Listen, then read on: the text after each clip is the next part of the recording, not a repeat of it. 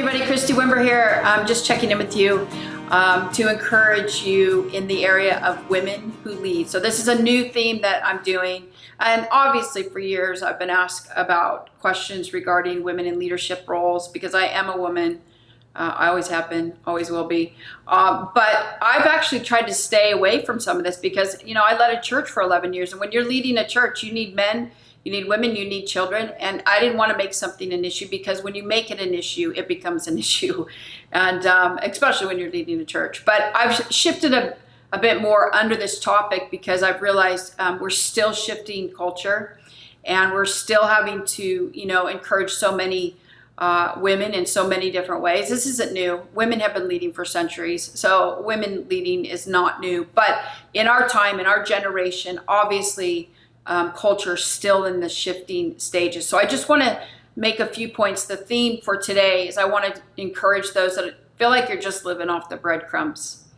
And, I've been in seasons like this. I've been in seasons where really hard because it's very painful to be in a place and feel like they can't see you or value what's on your life. And I was just shocked by it. I just thought for sure you would love, who I am and what God wants to do. And how many know not everybody's really excited about what God's doing in your life. And I thought for sure that, once, I did some things and they worked, that those people would come around. But that was not my experience. My experience is that I was like trying to fit into something that just, there was no place for me. And it's a very painful reality. Many of you will be listening to this and you've had to walk through this. It's a very painful thing to walk through. I walked through it several times. But living off the breadcrumbs is not really, and the leftovers is not really what God's called us into. And I am at least on the other side of this a little bit to say, actually, there are options that we have in this. And I want to encourage us in that because it is really difficult to, and some of you will relate to this, where you're in a place and it's like people love you, but they love your gifts and they love what you can produce, but not necessarily love you. And, it's almost like we want to take what's in your hand, but we don't want to see your heart. And that's a really hard thing in leadership in general. But for women, when we're shifting culture and women feel like this all the time, this is an area that we got to get better at. But for those of you that are like, man, I'm just trying to find my place and it just feels like I'm just like getting the leftovers. And I'm like, hey, listen, you've got to find out your people and the places, that celebrate you rather than just tolerate you.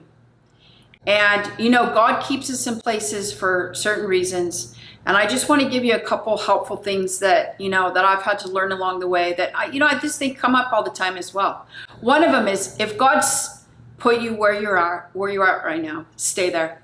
You don't want to go ahead of God. You don't want to put yourself in a place that God hasn't put you. I mean, if God has you there, there's purpose in it.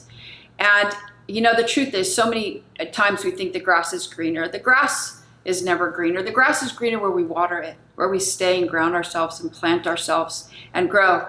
And if you can't make it great where you're at, then you can't make it great where you're going. So you do whatever it is that God's called you to do, and you do it really well, even if you don't feel like a lot is invested back into you. If God's not opening other doors up, then you stay and you do that well. But in the process of that, I would say, Lord, would you open up another door for me?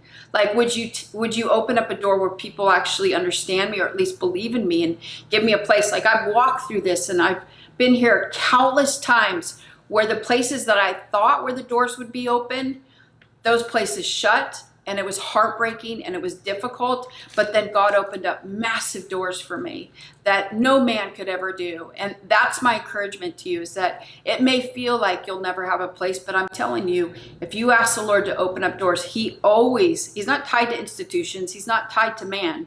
He is above all of that. And God can open up any door at any time. So if that's you, ask the Lord to open up the doors for you in order for you to go to wherever it is that God wants to take you next. So you don't have to live in the place where I'm just taking the breadcrumbs. Like there's this element of, yes, we stay and obey. and do what God's called us to do until he moves us on. And when he moves us on, here's the thing: you don't wait for perfection. You don't wait for everything to come together. There's always risk in stepping into the new. There is no such thing as perfection. And the truth is, you can overstay your welcome where you're at out of being too comfortable. And if you stay when God's told you to go, then staying will be a lot harder. But if God hasn't told you to go, then stay and ask him to open up the other doors. So again, like, I know that God sends people into our life that when we're in places where we just feel like I'm so overlooked and there's no open doors for me. Well, first of all, God is the great door opener, and he's also the great provider who provides for us relationally. So I would also ask for God to send people into your life that can encourage you with wherever you're at for right now. We're still shifting culture, ladies. And as we shift culture, you just have to remember, stop trying to get a place at the table. All this nonsense of trying to find a place at the table. Who wants to sit at a table that you're not invited? Like, set your own table. Ask God to show you in the process of what is it that he wants you to build so that you could create and make a place what you didn't have for yourself. So I know that God is so faithful in this and not living off the breadcrumbs. And God's sending us who we need to encourage us along the way. I really do hope, this not only challenges you, but that for many of you that are holding on, that it encourages you in different ways.